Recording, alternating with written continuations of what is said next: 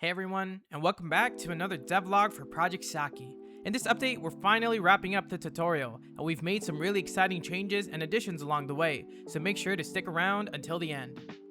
We started off with some general cleanup and polish. One of the first things we adjusted was the lighting, specifically with the shadows. We made them darker so that they stand out more in the scene, which helps everything feel a little bit more grounded and visually clear.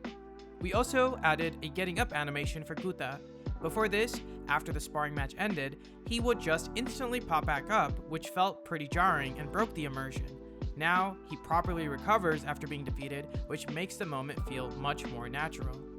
After that, we focused on Saki's progression after completing the tutorial. We wanted it to feel clear and rewarding when the player earns their first belt. So instead of just telling the player, we showed it visually. Saki's sprite now updates to include her yellow belt. And in her health bar, which is designed to resemble a martial arts belt, also changes to yellow. This helps reinforce the idea of progression. It's something you can actually see and feel in the game. From there, we added more story progression. After the match, Sensei's assistant, Kayo, approaches Saki and teaches her a new move, Dash. This is part of a larger system we're planning, where each belt progression unlocks a new ability or attack combo. It gives players something to look forward to and ties progression directly into the gameplay. Once that's done, Sensei excuses Saki and asks her to politely leave the room. This is where we finally remove the tutorial lock and give control back to the player. Now, instead of being confined to the tutorial space, players can walk to the door rug and exit Sensei's room, stepping out into the dojo lobby. The rest of the dojo is still in development, but this moment is very important.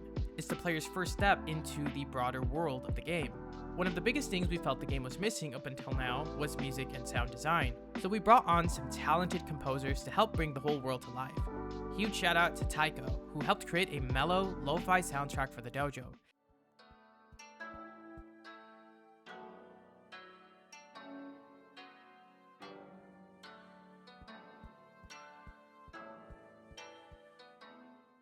This track plays throughout the dojo and helps set a calm and focused atmosphere.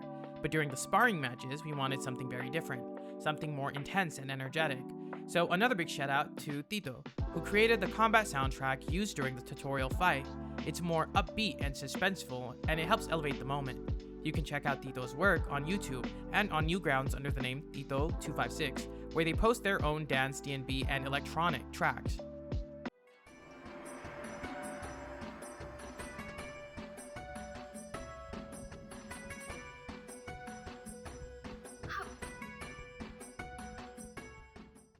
For the overall sound direction, we wanted to incorporate East Asian influences and instruments that match the tone and setting of the game.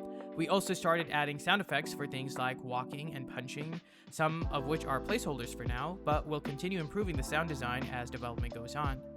Looking ahead, we're planning to continue building out the rest of the dojo and bringing back more of the characters that populate it. We're also really excited to start working on the rest of the town. We already have music being developed for those areas as well, so stay tuned for that.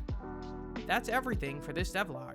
We're really excited to finally have the tutorial wrapped up and to start expanding into the rest of the game. If you enjoyed the video, make sure to like, subscribe, and follow along as we continue developing Project Saki. And as always, we'd love to hear your thoughts. We'll see you in the next devlog.